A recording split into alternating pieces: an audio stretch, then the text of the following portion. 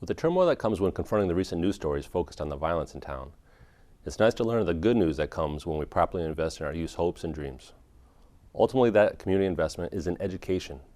The fruits of that investment can be seen in the various awards and accolades that have been received by Garrison, STEM, Coastal Middle School, and always Savannah Arts. We know that when a young person has confidence in his or her academic abilities, it leads to a positive self-image, high confidence levels as well. If there's a breakdown in building a child's academic ability, there's more chance he or she will become disengaged with the school, their home life, and the entire learning process. When this happens, many of our students can't qualify for the area's prestigious public schools. Maintaining an 80 average and scoring in the 60th percentile is near impossible if the school you attend or the community you're in is not equipped to get you to grade level. School has become a moving train that only goes forward. It doesn't slow down. The student is either equipped to stay on the moving train or is left to try to catch it every day. You wouldn't keep building a house if you didn't create a solid foundation, would you? The education of our youth is an investment we all have an obligation to protect. For every child, all too many times it becomes easy to point the finger at what the other is not doing. Parents point at teachers, schools, and the BOE. They in turn can point at a lack of parent engagement. We can all look at the state and federal government at a broken system whereby we are divided in our unity and conquered by the stress of modern day society.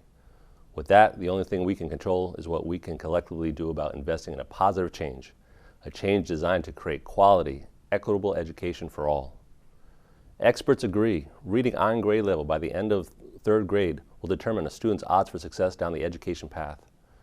We know that it's difficult with state standards that focus on getting the child to the next grade level, even if that child enters below grade level. We know it's hard in a 25-to-1 student-to-teacher ratio.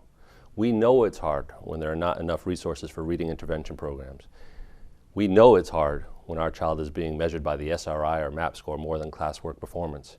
And of course, we know it's hard when parents are divorced or working 2 jobs or when students are spread too thin between many after-school activities. There are many reasons for the breakdown.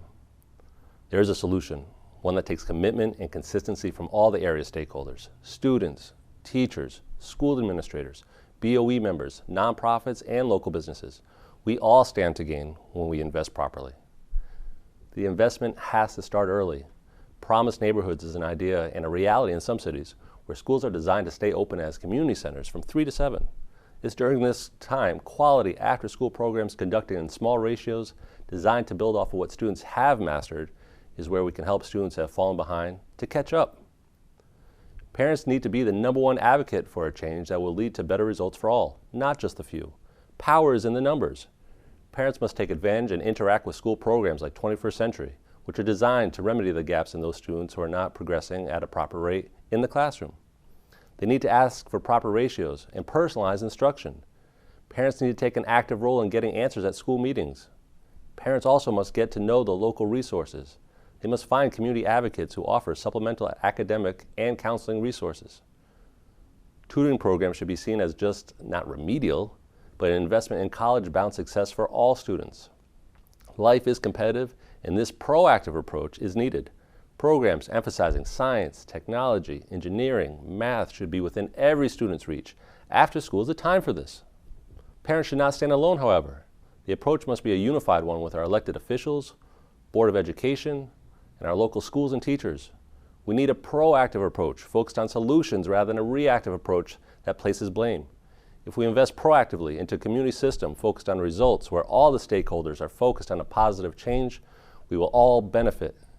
It is when we fall down the rabbit hole of despair we find ourselves having to deal with the repercussions of the disenfranchised, those that have oftentimes turned to violent means to get what they feel they deserve, what the school, home, or the community did not provide.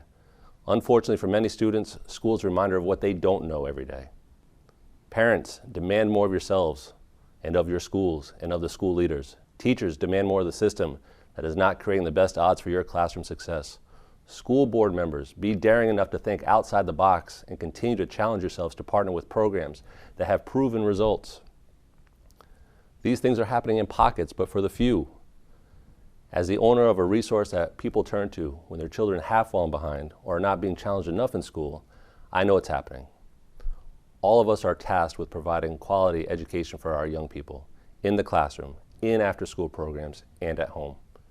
If we don't make this investment, the brewing animosity among those who are left out will only fester and grow. We need to capitalize on our proven successes and seek those who will initiate change, a change that leads to positive outcomes in our community and our homes. Until we do a better job collectively, we will only be reacting to the other news dominating our local headlines.